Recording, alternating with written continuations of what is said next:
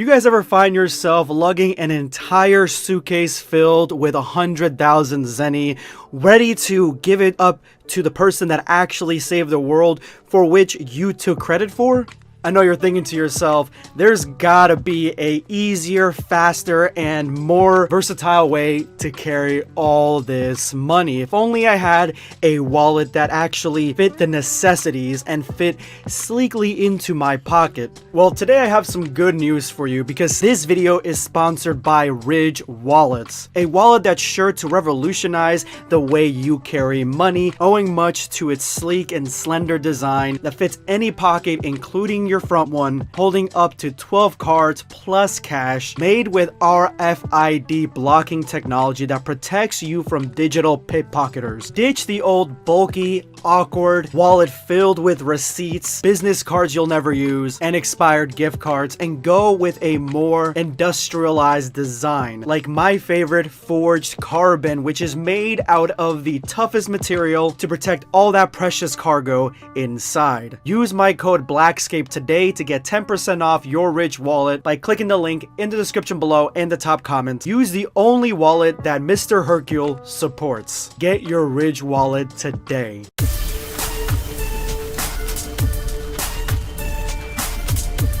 Prepare yourself, Dan Saiyan. Subscribe and hit the notification bell to help us achieve the 300k mortal plan.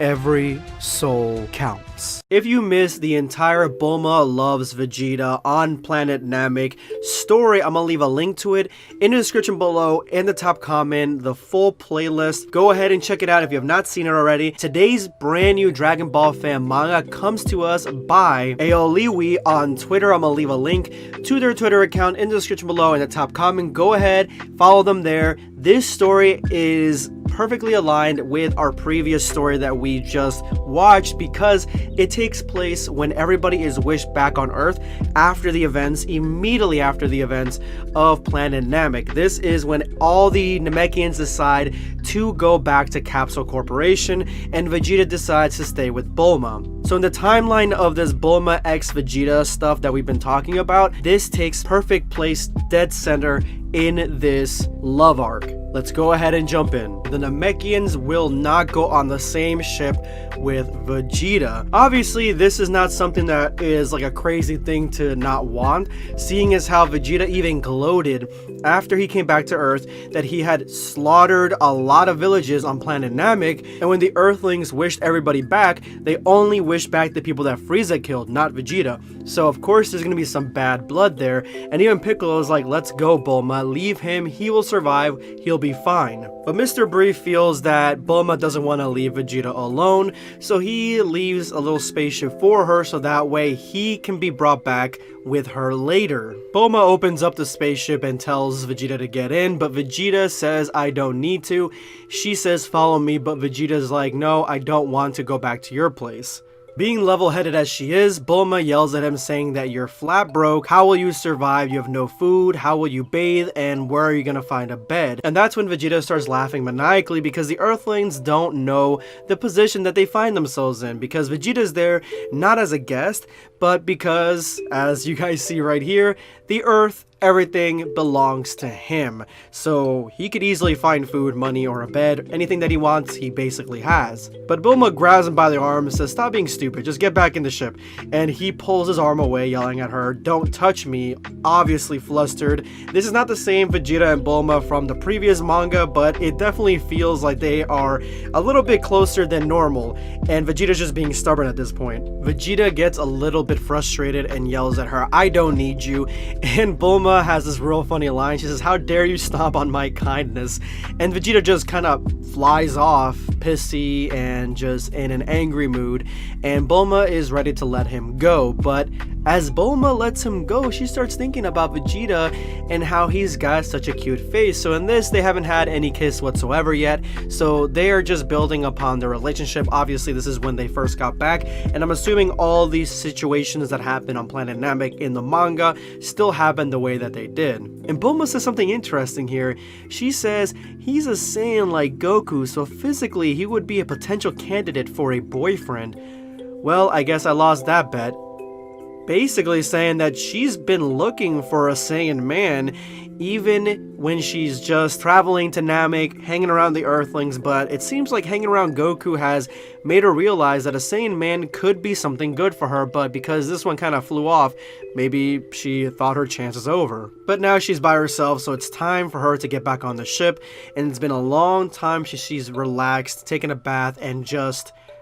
There's a giant dragon behind me, isn't there? The dragon roars and Bulma closes both her ears, obviously awaiting the cruel death that finds itself in the Dragon Ball world, where we have all these prehistoric animals flying around, crawling around, and death is around every corner, and that is when the dragon gets vaporized. And as Bulma turns around, the dragon is gone, just skin and bones, and Vegeta is munching on whatever meat is left. So yeah, Vegeta could hunt and fly around the planet and live on his own by killing all these giant monsters and then just basically like survive that way. He really doesn't need to go back to Bulma's place. He's capable of surviving on his own.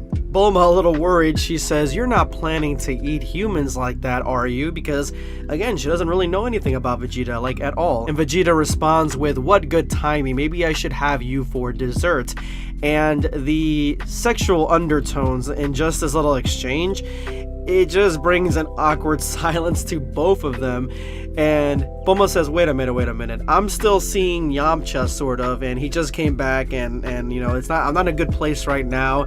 And Vegeta yells at her, "That's not what I meant." So Bulma thought that this was Vegeta flirting with her and positioning her for maybe a hookup or something out here in the woods. And Bulma, you know, she thought about it. She was fully accepting, but she thought, you know what, maybe it's been a little bit too fast, this whole thing, this flirting thing, and you know, I'm still seeing Yamcha, and Bulma also doesn't want to give it all away before they even started, you know, talking or anything like that. So yeah, she's definitely keeping him at arm's length for now. And that's when Bulma turns around and realizes that Vegeta actually destroyed the aircraft and she holds him personally accountable. So you know what that means, right? Vegeta becomes the spaceship as Bulma yells at him which way to go, and he's just flustered because of course he's holding on to her, but at the same time he's pissed off because, like, what has he amounted to?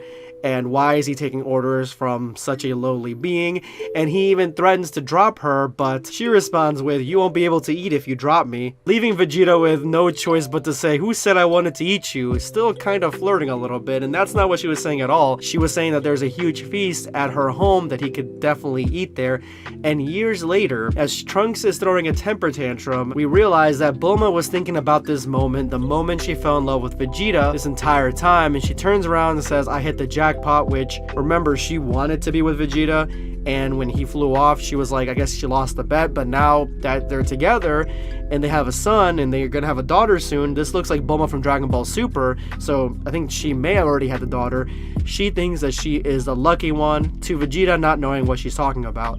And that is the end of this Dragon Ball fan manga, guys. Thank you so much for watching, and let's see who won hashtag End of Video Squad. The winner of today's hashtag End of Video Squad, the soul that decided to stay till the very end of my previous video and drop hashtag End of Video Squad on their comment, is going to be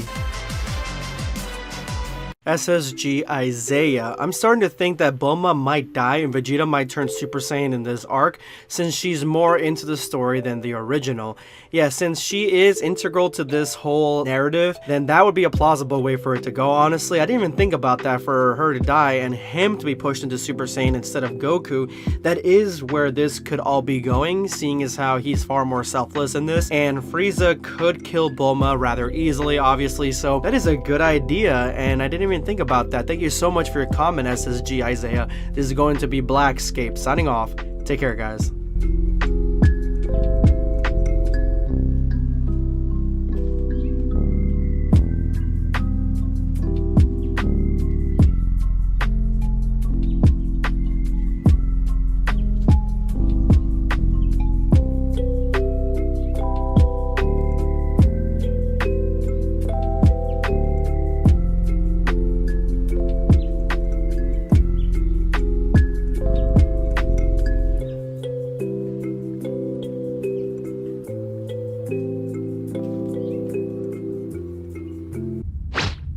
Subscribe for more content.